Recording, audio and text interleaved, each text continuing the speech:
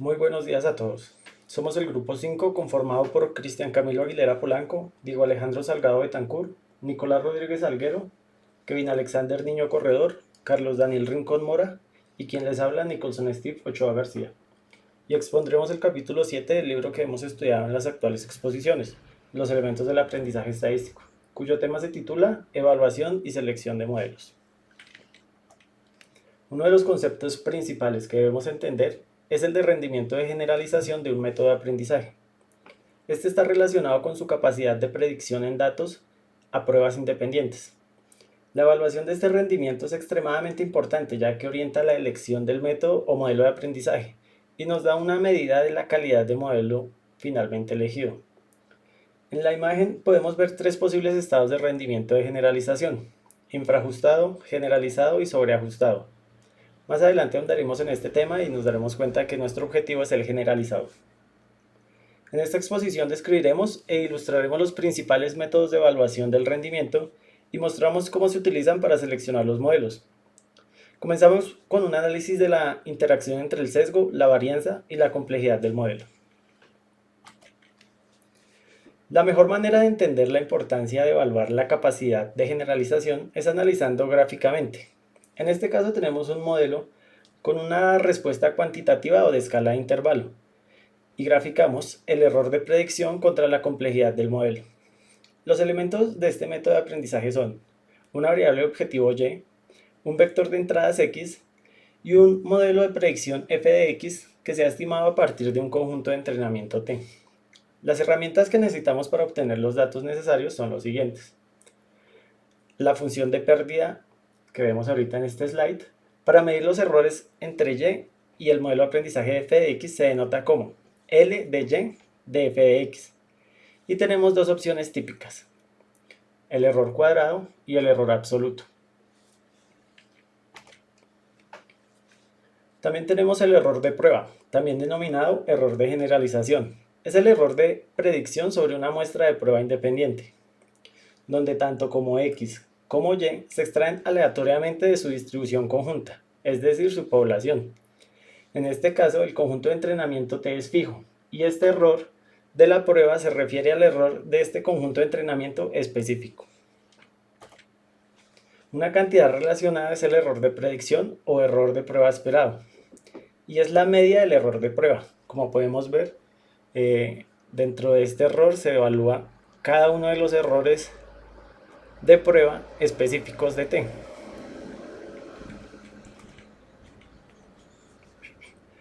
En la figura, el gráfico que estamos representando muestra el error de predicción con curvas rojo claro para 100 conjuntos de entrenamiento simulados de un tamaño de 50 cada uno. Se utilizó el método de contracción lazo para producir la secuencia. La curva roja sólida es la media y por tanto una estimación del error de predicción esperado. La estimación del error de prueba será nuestro objetivo, aunque veremos que el error esperado es más susceptible de análisis estadístico. Recordemos que el error esperado es la línea negra oscura. Y la mayoría de los métodos estiman eficazmente el error esperado.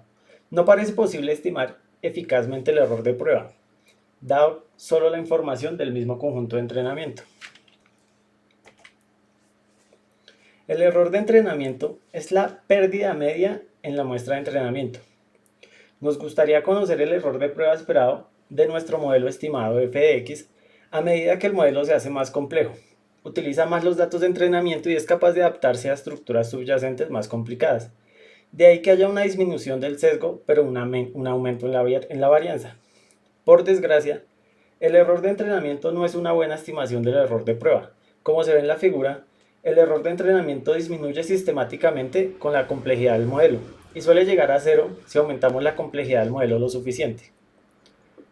Como podemos ver, el error de entrenamiento está representado por las curvas azules. Sin embargo, un modelo con un error de entrenamiento nulo se limita a los datos de entrenamiento y por lo general no generaliza bien. Como podemos ver en la imagen que habíamos visto en el primer slide, este error de entrenamiento se asemeja a un estado sobreajustado y los expertos dicen que el modelo empieza a memorizar todo el ruido en lugar de aprender. Por eso, el ideal es el generalizado.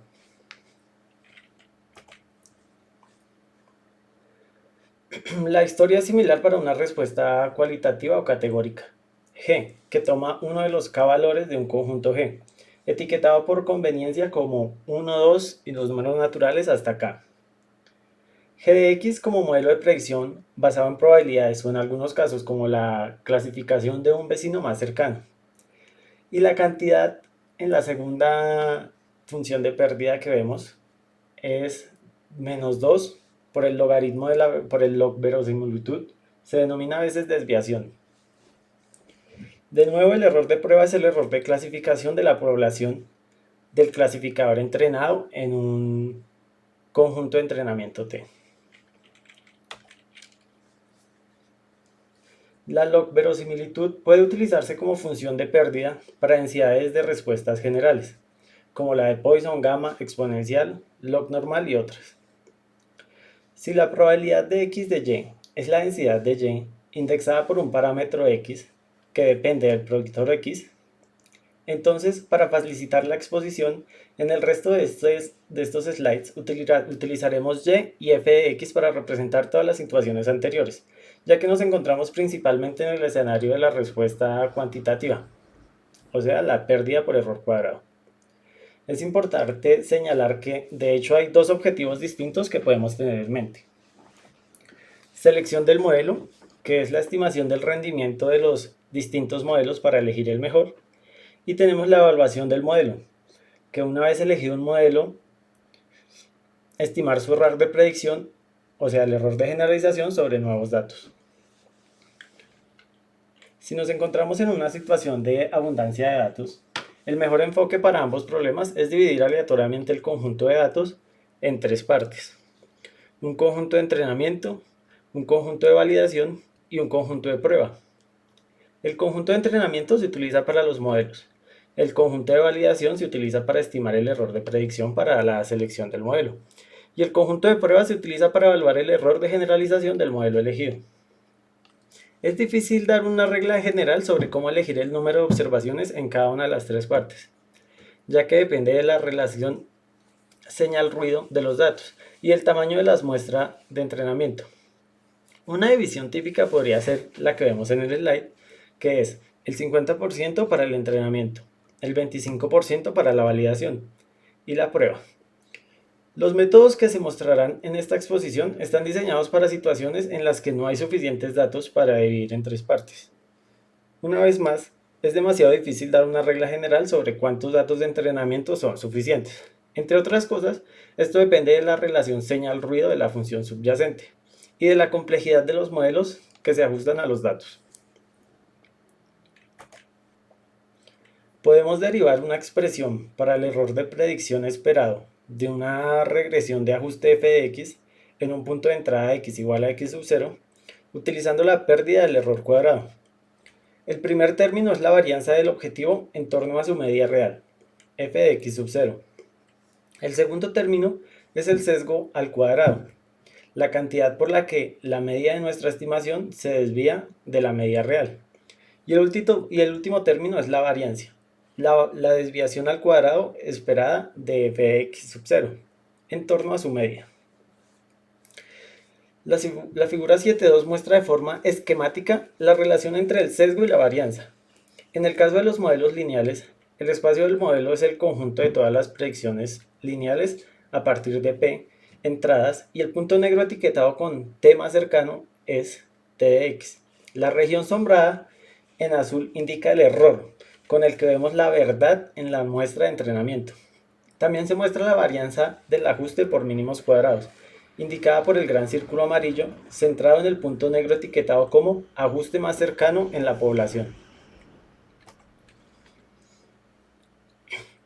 Vamos a ejemplificar aquí, a mostrar un ejemplo en donde podemos ver la relación sesgo-varianza para dos ejemplos simulados. Hay 80 observaciones y 20 predictores, distribuidos uniformemente en los gráficos. Las situaciones son las siguientes. La fila superior es la regresión con pérdida de error al cuadrado. La fila inferior es la clasificación con pérdida de 0 a 1. Las figuras muestran el error de predicción en rojo, el sesgo al cuadrado en verde y la varianza azul, y todos ellos calculados para una gran muestra de prueba.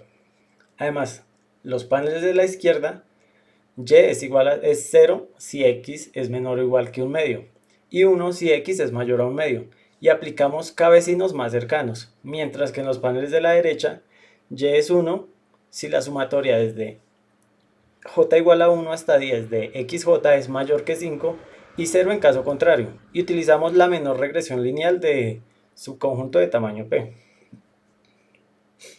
En los problemas de regresión, el sesgo y la varianza se suman para producir las curvas de error de predicción, con mínimos en torno a k igual 5 para vecinos más cercanos y p10 para el modelo lineal. En el caso de las pérdidas por clasificación, en las figuras inferiores, se observan algunos fenómenos interesantes. Las curvas de sesgo y varianza son las mismas que en las figuras superiores, y el error de predicción se refiere ahora a la tasa de clasificación errónea. Vemos que el error de predicción ya no es la suma del sesgo al cuadrado y la varianza. Para el clasificador K próximo, el error de predicción disminuye o se mantiene igual a medida que el número de vecinos aumenta hasta 20, a pesar de que el sesgo al cuadrado aumenta. Para el clasificador de modelo lineal, el mínimo se produce para P10, como en la regresión, pero la mejora respecto al modelo P igual 1 es más espectacular. Vemos que el sesgo y la varianza parecen interactuar en la determinación del error de predicción. Optimismo de la tasa de error de entrenamiento.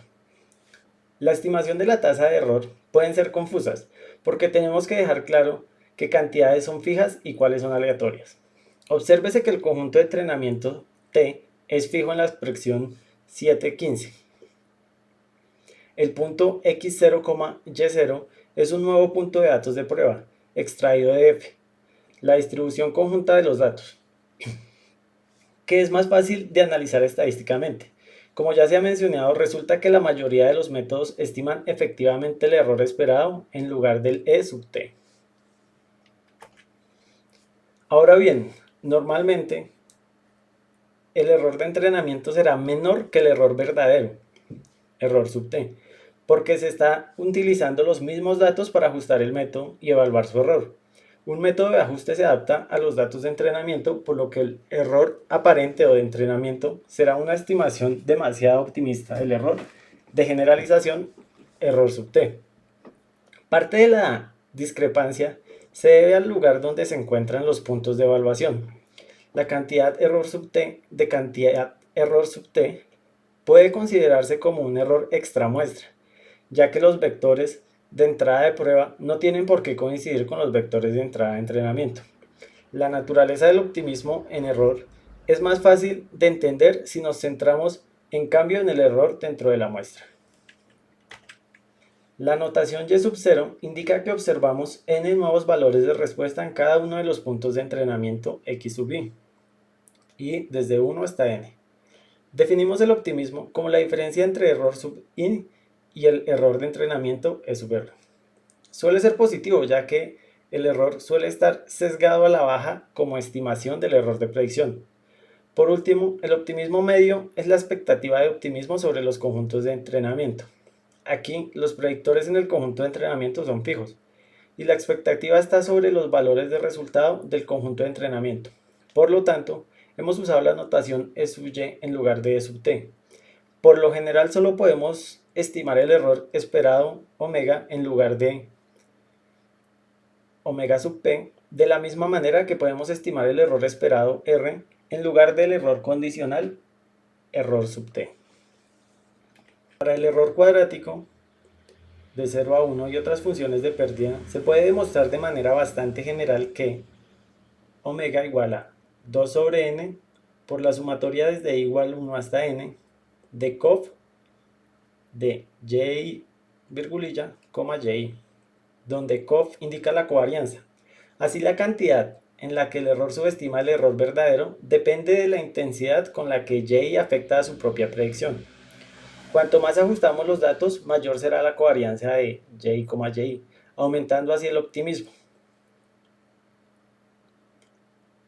El ejercicio demuestra este resultado para la pérdida de error al cuadrado, donde y sub i es el valor ajustado de la regresión para la pérdida de 0 a 1. Y con gorrito, al y pertenece a 0,1.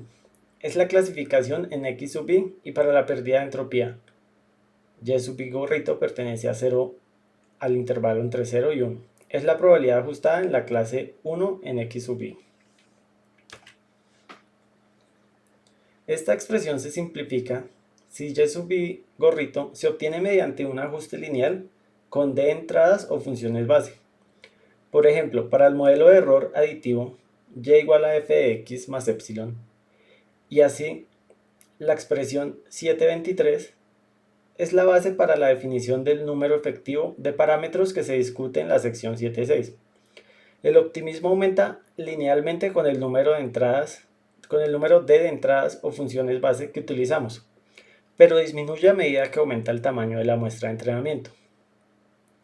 Versiones de la función 7.24 se mantienen aproximadamente para otros modelos de error, como los datos binarios y la pérdida de entropía. Una forma obvia de estimar el error de predicción es estimar el optimismo y luego añadirlo al error de entrenamiento R. Los métodos descritos en la siguiente sección, C, A y C y B y C, y otros funcionan de esta manera, para una clase especial de estimaciones que son lineales en sus parámetros. Por el contrario, los métodos de validación cruzada y bootstrap, descritos más adelante en el capítulo, son estimaciones directas del error extramuestra. Estas herramientas generales pueden utilizarse con cualquier función de pérdida y con técnicas de ajuste no lineales y adaptativas. En cambio, los métodos de validación cruzada y bootstrap, descritos más adelante en el capítulo, son estimaciones directas del error extramuestral ER. Estas herramientas generales pueden utilizarse con cualquier función de pérdida y con técnicas de adaptación no lineales. Las estimaciones del error de predicción dentro de la muestra. La forma general de las estimaciones dentro de las muestras es ER sombrerito sub IN es igual a la complemento de R más omega sombrerito, donde omega sombrerito es una estimación del optimismo medio. Aquí, teta epsilon al cuadrado es una estimación de la varianza del ruido, obtenida a partir del error medio cuadrado de un modelo de bajo sesgo. Con este criterio ajustamos el error de entrenamiento en un factor proporcional al número de funciones base utilizadas.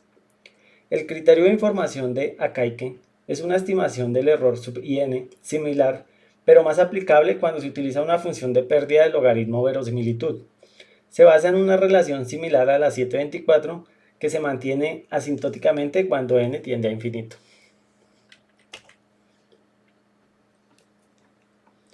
La función A y C de alfa proporciona una estimación de la curva de error de la prueba y encontramos el parámetro de ajuste alfa gorrito que la minimiza.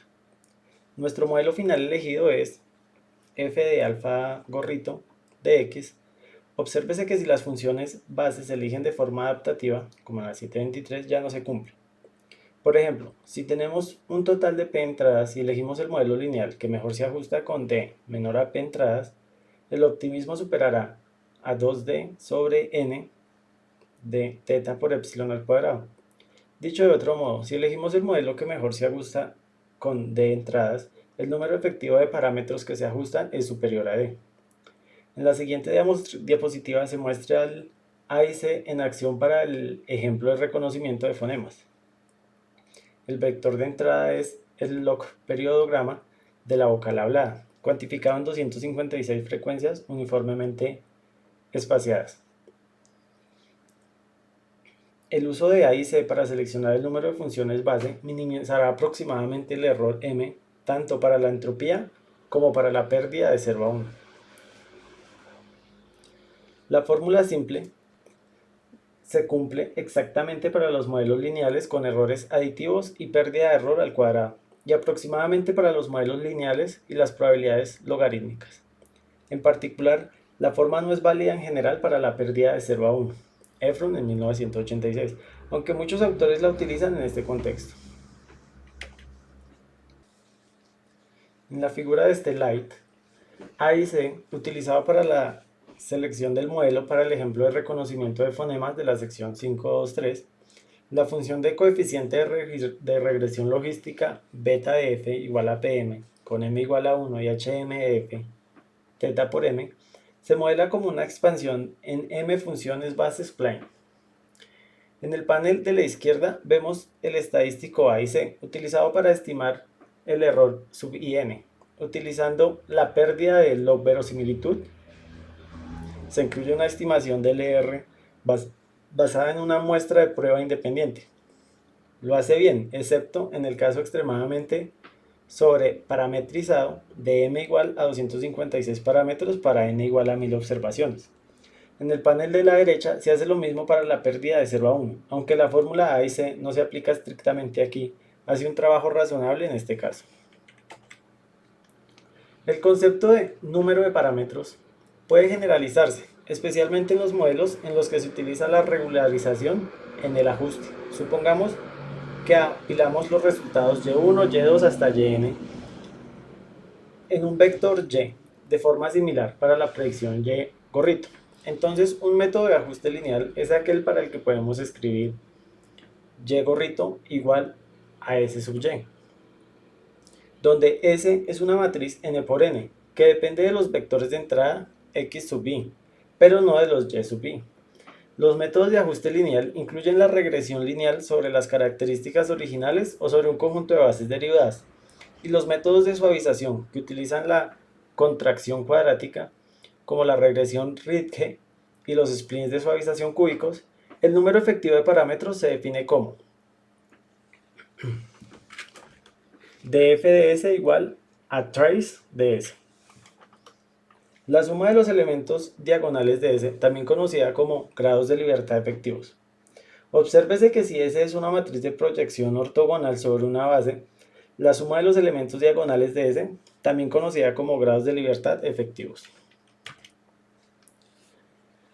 El enfoque bayesiano y B y C.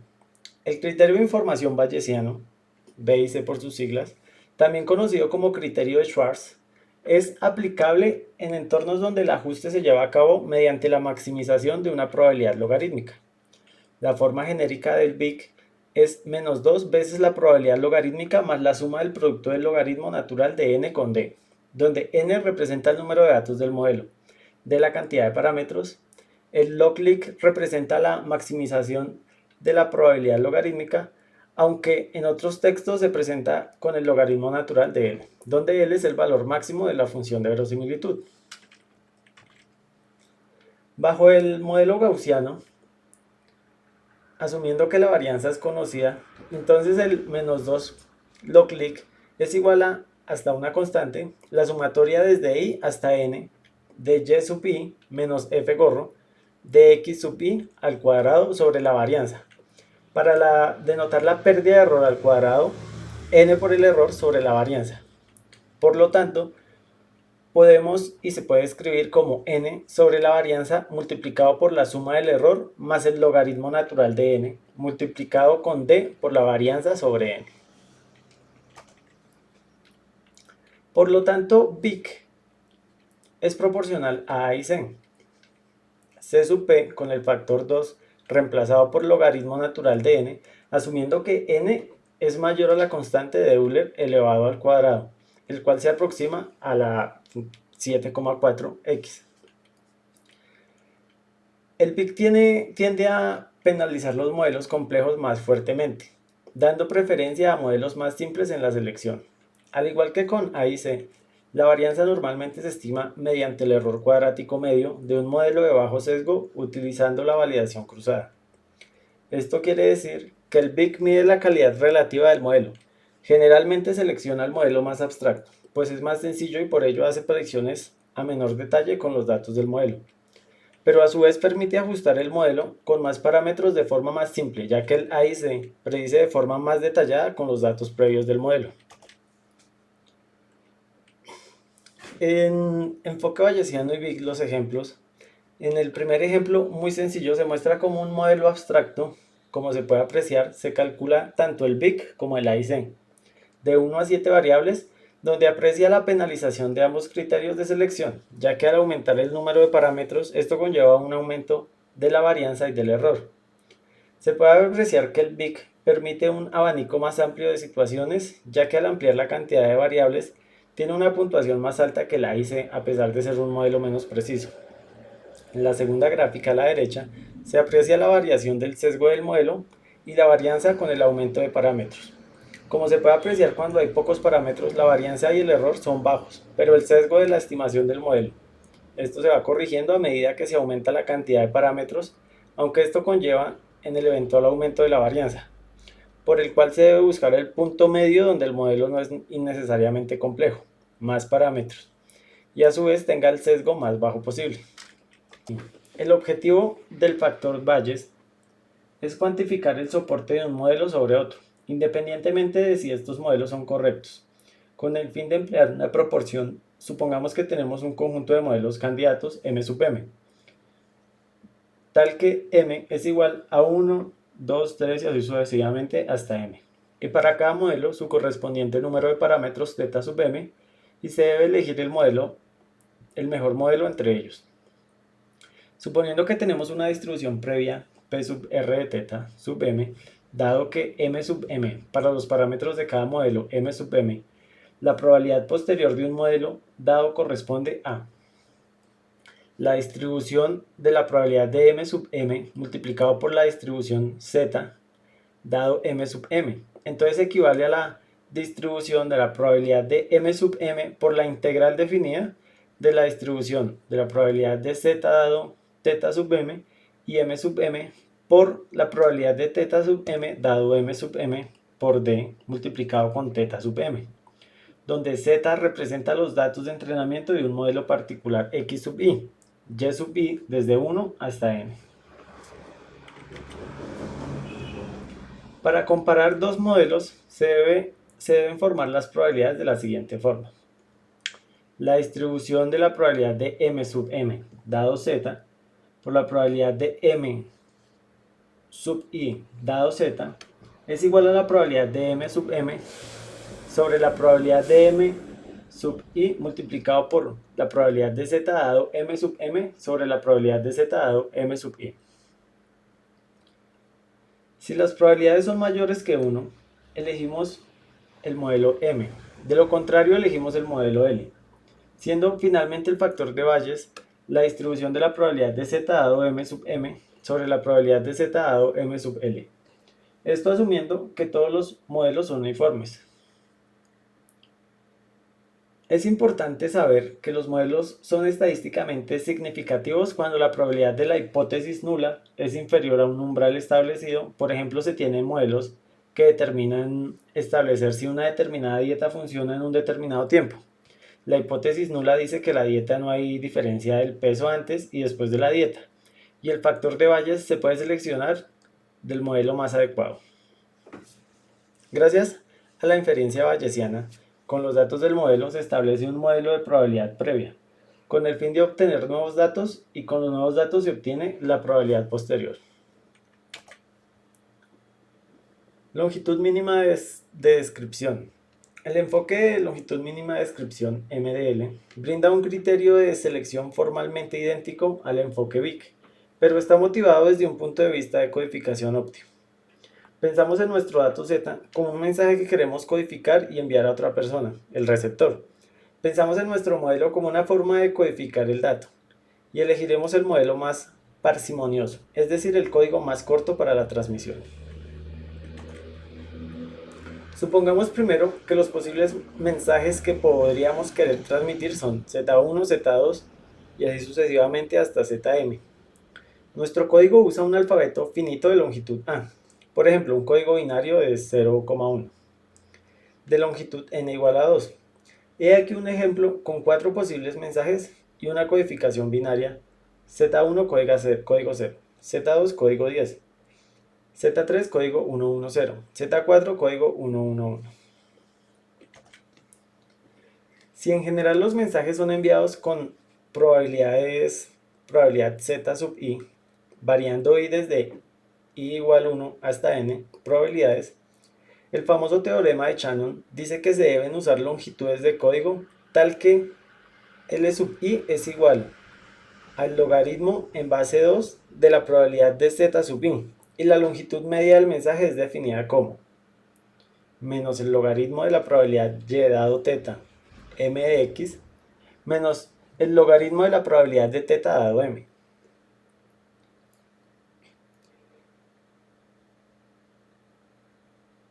La primera parte de la ecuación representa la probabilidad logarítmica de los valores objetivo, dadas las entradas, y la segunda parte representa la probabilidad logarítmica de los valores objetivo, dadas las entradas. En principio, el MDL dice que debemos elegir el modelo que minimiza la longitud del mensaje. Reconocemos esto como la distribución logarítmica posterior negativa, y por lo tanto minimizar la longitud de la descripción es equivalente a maximizar la probabilidad posterior. Para modelos como las redes neuronales, en los que minimizamos una función de error RDW con penalización de caída de peso, o sea, regularización, alfa de PM WM2, el número efectivo de parámetros tiene la forma de f de alfa igual a la sumatoria desde m igual a 1 hasta m de θ sub m sobre θ sub m más alfa.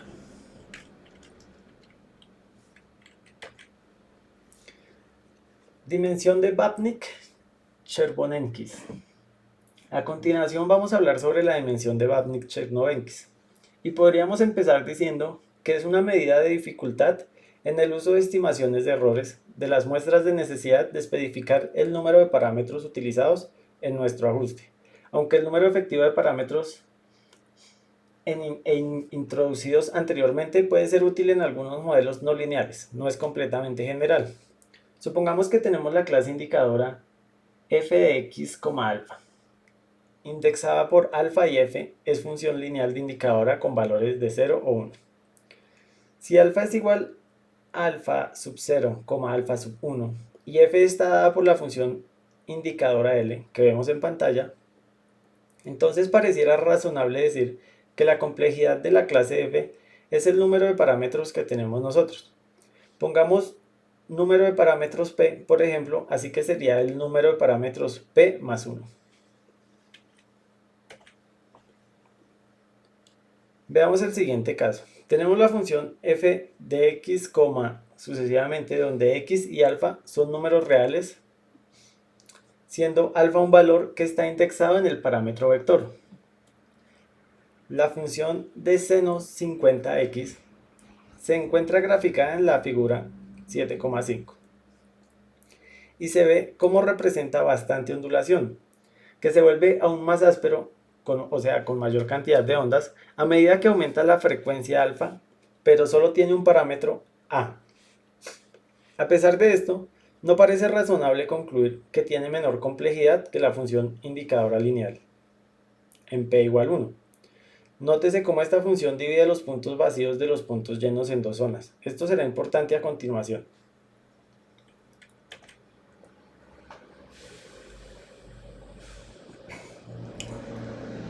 Con esta imagen, el objetivo es dividir el plano en puntos vacíos por un lado y puntos llenos del otro.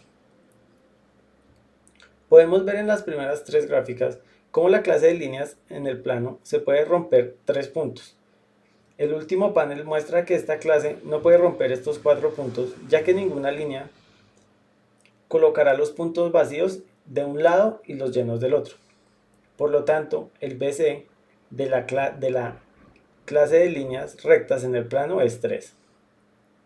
Podemos tener en cuenta que una clase de curvas no lineales podría romper los 4 puntos y por lo tanto tendría una dimensión BC mayor que 3. Podríamos decir así que la dimensión de Babnik-Chernovis es una forma de medir la complejidad de una clase de funciones evaluando cuán ondulantes pueden ser sus miembros.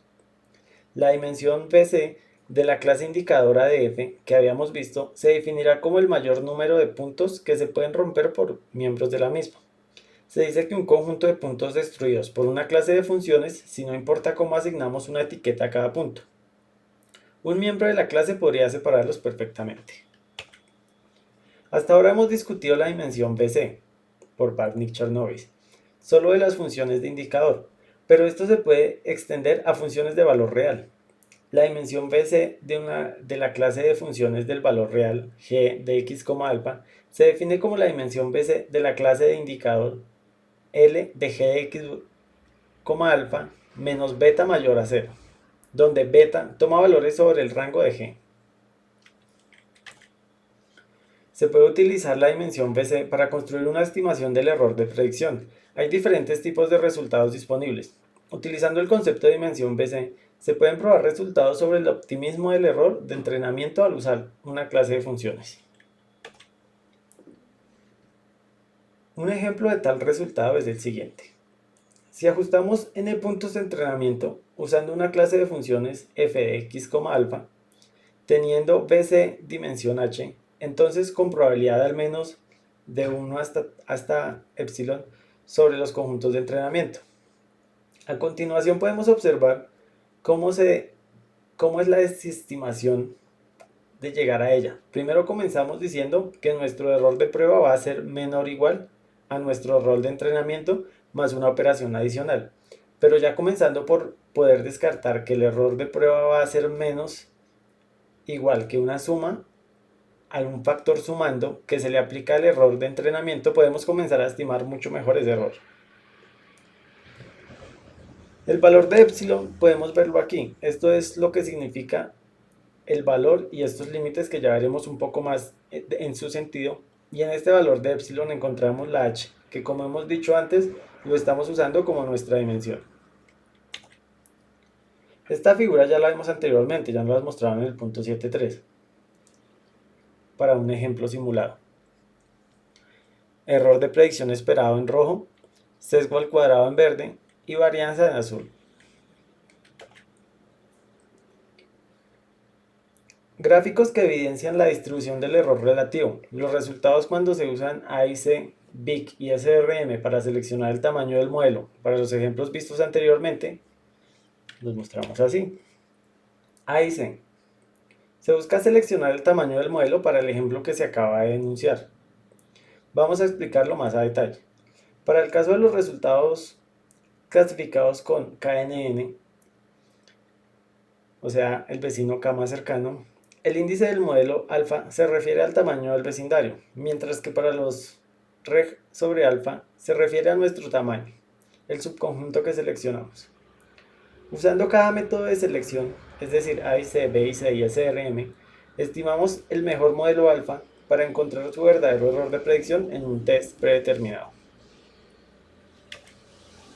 Para el mismo conjunto de entrenamiento, calculamos el error de predicción de la mejor y peor opción del modelo posible, es decir, encontrar los valores mínimo y máximo de este error de prueba.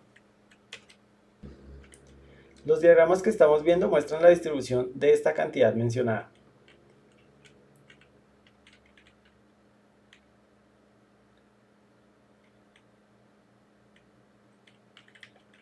Para la regresión lineal, la complejidad del modelo se midió mediante el número de funciones. Para los k vecinos más cercanos, usamos la cantidad n de números utilizados sobre k. Para un modelo de regresión aditivo, esto puede justificarse como los grados efectivos exactos de libertad. Entonces el resultado para SRM cambiaron con diferentes constantes y esta elección dio la respuesta más favorable posible. Repetimos la selección con el criterio A y C, primera gráfica verde, y pareciera funcionar bien, pero a pesar de la falta de apoyo de una función indicadora con pérdida de 0 a 1, no tiene resultados tan buenos como SRM, ya que es mixto. ¿Y qué pasa con BIC? Se comporta de manera correcta, ya que los resultados son casi tan buenos como SRM, pero no tiene tan buen rendimiento, por lo cual el que escogemos sería SRM.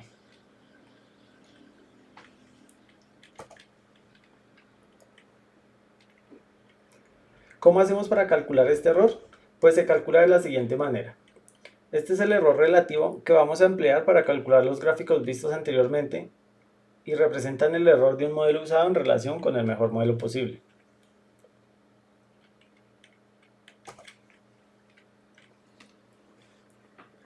La validación cruzada es una técnica para evaluar modelos predictivos mediante el entrenamiento de varios modelos en subconjuntos de los datos de entrada disponibles y evaluarlos con el subconjunto complementario de los datos. Además ayuda a reducir el sobreajuste, que se puede explicar de la siguiente manera. Suponemos que tenemos un modelo con uno o más parámetros de ajuste desconocidos y unos datos de entrenamiento que queremos analizar. El proceso de ajuste optimiza los parámetros del modelo para que éste se ajuste a los datos de entrenamiento también como pueda. Si tomamos una muestra independiente como dato de prueba, que sería la validación, del mismo grupo que los datos de entrenamiento, normalmente el modelo no se ajustará a los datos de prueba igual de bien que los datos de entrenamiento. Esto se denomina sobreajuste y acostumbra a pasar cuando el tamaño de los datos de entrenamiento es pequeño o cuando el número de parámetros del modelo es grande. La validación cruzada es una manera de predecir el ajuste de un modelo a un hipotético conjunto de datos de prueba cuando no disponemos del conjunto explícito de datos de prueba.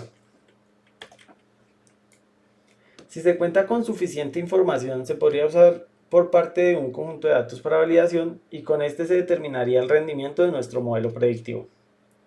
Ahora, en la validación cruzada de cada pliegues, se dividen los datos de entrada en cada subconjuntos de datos, también conocidos como pliegues. Puede entrenar un modelo predictivo en todos menos uno de los subconjuntos y a continuación evaluar el modelo en el subconjunto que no se ha utilizado para el entrenamiento.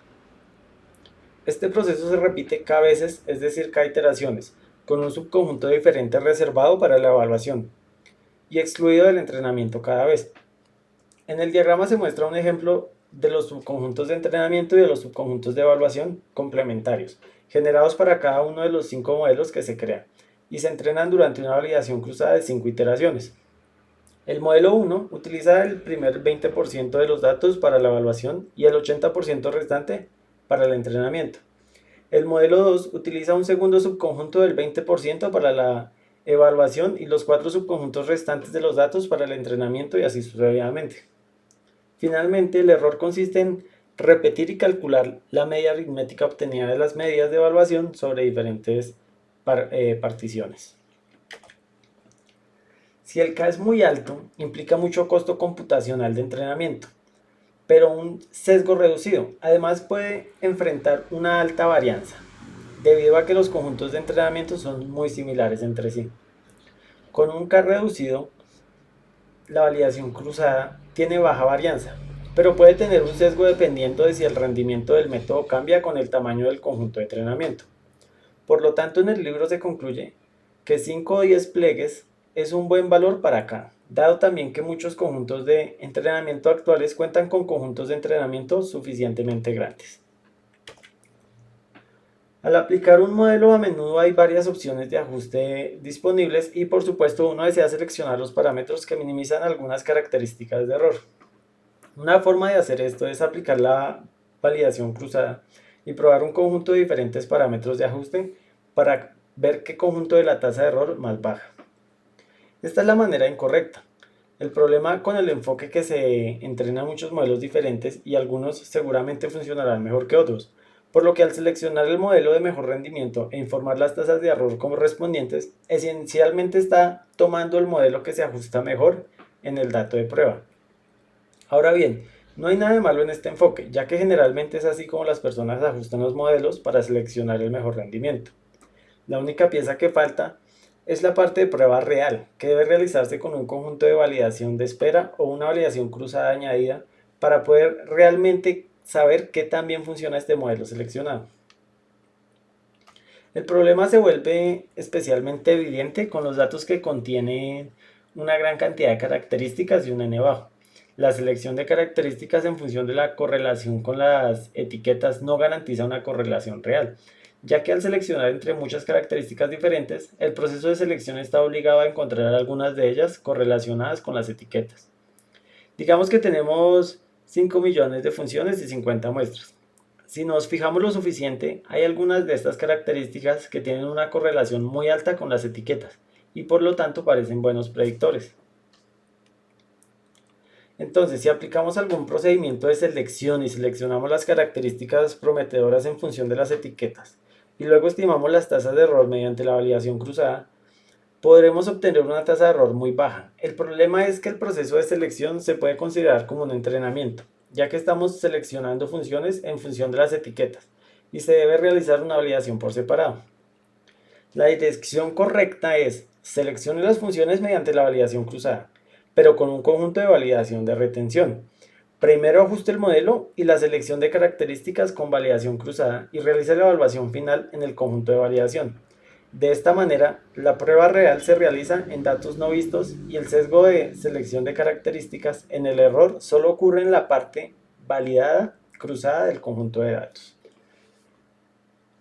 Bootstrap Method, método de arranque. Supongamos que tenemos un modelo ajustado a un conjunto de datos de entrenamiento. Denotamos el conjunto de entrenamiento por z igual a z1, z2 y así sucesivamente hasta zn, donde zi es igual a punto de x sub i, y sub i. La idea básica es extraer conjuntos de datos al azar, reemplazando de los datos de entrenamiento. Cada muestra del mismo tamaño que el conjunto de entrenamiento original. Esto se hace b veces, b igual 100 digamos, produciendo conjuntos de datos de arranque b, como se muestra en la figura de la siguiente diapositiva. Luego reajustamos el modelo a cada uno de los conjuntos de datos de arranque y examinamos el comportamiento de los ajustes sobre las b predicciones.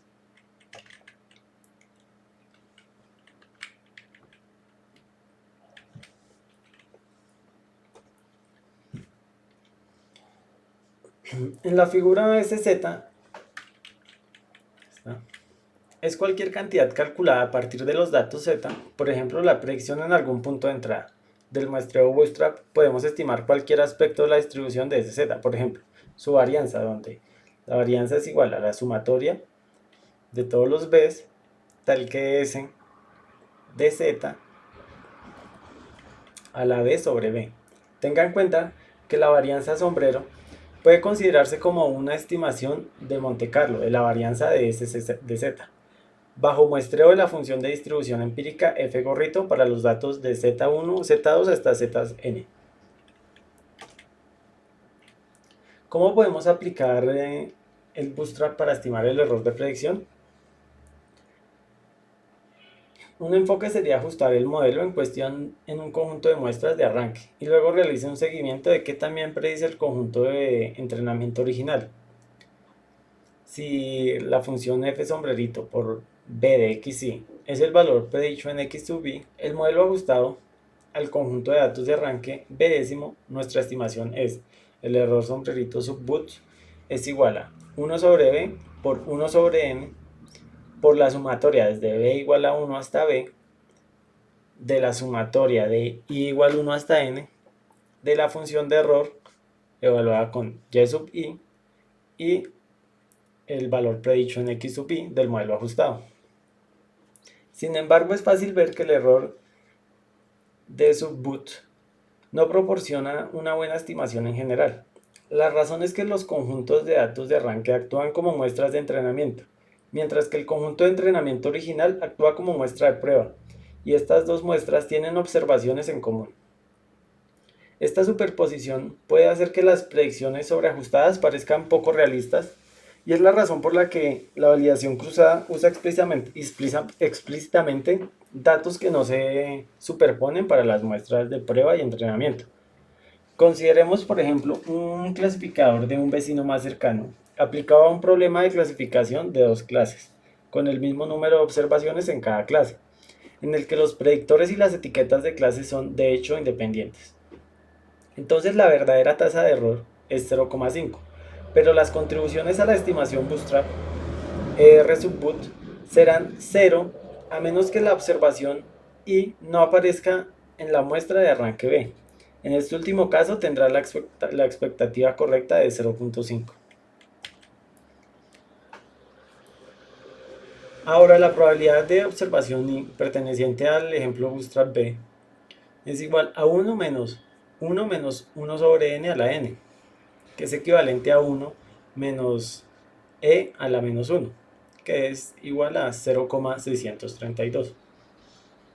Por lo tanto, la expectativa del error subboot es de aproximadamente 0,5 por 0,368 igual a 0,184, muy por debajo de la tasa de error correcta, 0,5. Al limitar la validación cruzada se puede obtener una mejor estimación de arranque. Para cada observación solo realizamos un seguimiento de las predicciones de muestras de arranque que no contienen esa observación. La estimación Bootstrap de dejar uno fuera del error de predicción se define por el error gorrito igual a 1 sobre n por la sumatoria desde i igual a 1 hasta n de 1 sobre c a la menos i sobre el valor absoluto de c a la menos i por la sumatoria de b perteneciente a c a la menos i de la función de error. Aquí C a la I es el conjunto de índices de las muestras Bootstrap B que no contienen observación I. Y C a la menos I es el valor absoluto de C a la menos I es el número de dichas muestras. Al calcular el error tenemos que elegir B lo suficientemente grande para asegurar que todos los C a la menos I son mayores que 0. O simplemente podemos omitir los términos en la función correspondiente a C a la menos I que son 0.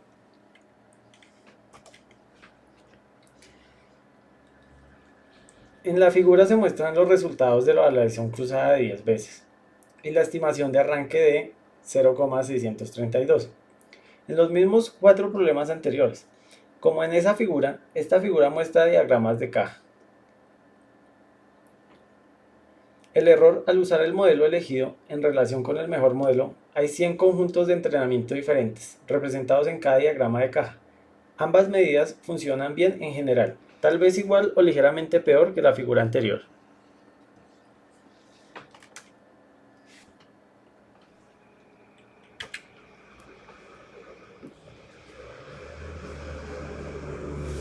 Nuestra conclusión es que para estos problemas particulares y métodos de ajuste, la minimización de A y C, validación cruzada o Bootstrap, produce un modelo bastante cerca de los mejores disponibles. Tenga en cuenta que a los efectos de la selección del modelo, cualquiera de las medidas podría estar sesgada y no afectaría las cosas, siempre que el sesgo no cambie el rendimiento relativo de los métodos. Por ejemplo, la adición de una constante a cualquiera de las medidas no cambiaría el modelo elegido resultante. Sin embargo, para muchos adaptativos no lineales, como árboles, la estimación del número efectivo de parámetros es muy difícil. Esto hace que métodos como AICE sean poco prácticos y nos deja con validación cruzada o Bootstrap con los métodos de elección. Una pregunta diferente es, ¿qué tan bien estima cada método el error de prueba? En promedio, el criterio AICE sobreestimó el error de predicción de su modelo elegido en un 38%, 37%, 51% y 30%, respectivamente, en los 4 escenarios. Con BIC funcionando de manera similar, por el contrario, la validación cruzada sobreestimó el error en un 1%, 4%, 0% y 4%, mientras que Bootstrap hizo casi lo mismo. Las siguientes figuras examinan la cuestión de si la validación cruzada hace un buen trabajo al estimar el error sub T. El error condicional es un conjunto de entrenamiento dado T, a diferencia del error de prueba esperado. Para cada uno de los 100 conjuntos de entrenamiento generados a partir del reg lineal, la segunda figura muestra el error condicional con las curvas ER sub T en función del tamaño del subconjunto. Los siguientes dos paneles muestran una validación cruzada de 10 y n veces. La curva roja gruesa en cada gráfico es el error esperado, R, mientras que las curvas negras gruesas son las curvas de validación cruzadas esperadas. El panel inferior derecho muestra que también la validación cruzada se aproxima al condicional y error esperado. Esta figura muestra diagramas de dispersión de validación cruzada de 10 y n veces, estimaciones de error versus el verdadero error condicional para las 100 simulaciones. Aunque los diagramas de dispersión no indican mucha correlación, el panel inferior derecho muestra que en su mayor parte las correlaciones son negativas, un fenómeno curioso que se ha observado antes. Esta correlación negativa explica por qué ninguna forma de CB estima bien el error sub T. Las líneas discontinuas en cada gráfico se dibujan en el error de probabilidad, el error esperado para el mejor subconjunto de tamaño P. Vemos nuevamente que ambas formas de CB son aproximadamente imparciales para el error esperado, pero la variación en el error de prueba para diferentes conjuntos de entrenamiento es bastante sustancial. Concluimos que la estimación del error de prueba para un conjunto de entrenamiento en particular no es fácil en general, dados solo los datos de ese mismo conjunto de entrenamiento. En cambio, la validación cruzada y los métodos relacionados pueden proporcionar estimaciones razonables del error esperado. Eso es todo, muchas gracias por su atención.